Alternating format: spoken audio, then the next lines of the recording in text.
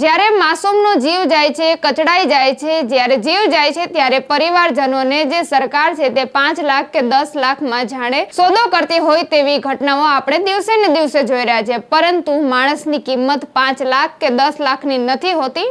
માણસની કિંમત ન્યાયની હોય છે અને ન્યાય અપાવવા માટે સ્થાનિકોનો રોષ છે તે યથાવત જોવા મળી રહ્યો છે। અમદાવાદની એક ઘટના કે જ્યાં હિટ એન્ડ રનની ઘટના પછી પણ સ્થાનિકોએ જે બંને યુવકોના જીવ ગયા છે, આ માસૂમ યુવકોને ન્યાય અપાવવા માટે અનેક પ્રયત્નો કરી રહ્યા છે અને સરકાર સામે રોષ ઠાલવતા શું કર્યા છે તેમની વાત કરવી છે। વૈષ્ણવજન તો તેને કહીએ જે પીડ પરાઈ જાનાને રે।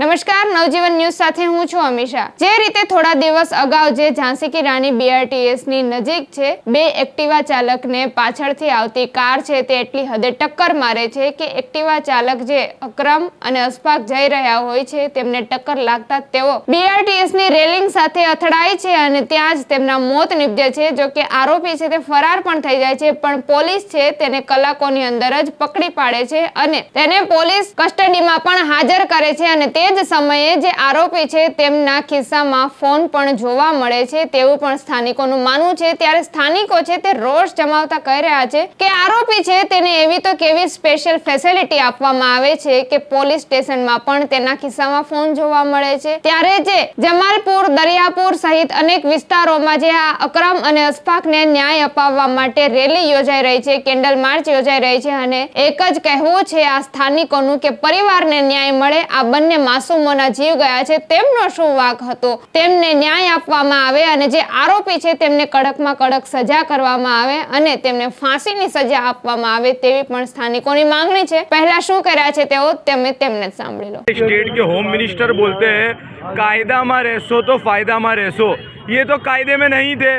कोर्ट के अंदर जब उसको लाया गया कोर्ट में पेश करने के लिए, खीसे में फ़ोन था, सेल फोन था। कौन सी उसको स्पेशल कैटेगरी की सर्विस मिलती है? इसके सामने जो लोग इसके भोग बनना रहे उनको कॉम्पेंसेशन मिलना चाहिए, हैंडसम कॉम्पेंसेशन मिलना चाहिए। 5-10 लाख नहीं, किसी की जान की वैल्यू 5-10 लाख नहीं है। उनके घर वालों को कॉम्पेंसेशन मिलना चाहिए और strictest of the strictest action हो और उसको जेल में फास्ट ट्रैक कोर्ट के अंदर केस जल्द से जल्द ट्रायल कंप्लीट हो। हिट एंड रन केसेस दिन पे दिन बढ़ रहे हैं, ड्रिंक एंड ड्राइव हो रही है, पेट्रोलिंग होनी चाहिए रात को रोड पर, और ये लोग रात को बर्थडे पार्टी करते हैं रोड पे। इन पे स्ट्रिक्ट एक्शन हो और होम मिनिस्टर साहब से हम अपील करते हैं, आप जो बातें करते हैं लॉ एंड ऑर्डर मेंटेन है, बार बार इधर ऐसे इंसिडेंट्स होते हैं, इसको रोकने के लिए आपको एक्शन लेना चाहिए। गुजरात हिंदुस्तान का सबसे सुरक्षित शहर करके गुजरात राज्य ने, गुजरात पुलिस ने यहाँ पे होर्डिंग्स लगाए हुए, जगह जगह के ऊपर ये लोग बता रहे कि हिंदुस्तान का सबसे सुरक्षित शहर अहमदाबाद है। क्या यही सुरक्षित शहर है? अहमदाबाद को आप क्या इतना सुरक्षित देख रहे हो?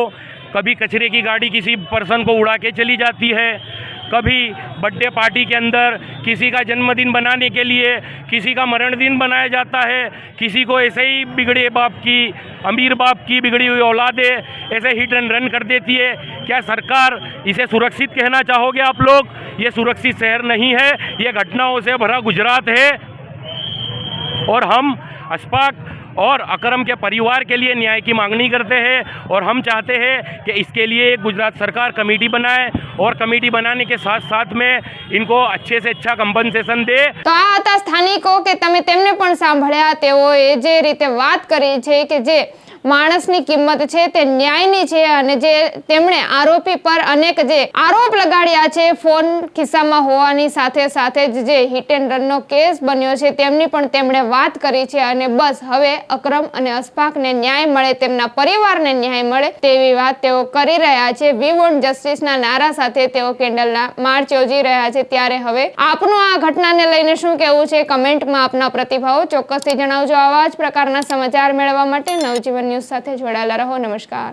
વૈષ્ણવજન તો તેને કહીએ જે પીડ પરાઈ જાના।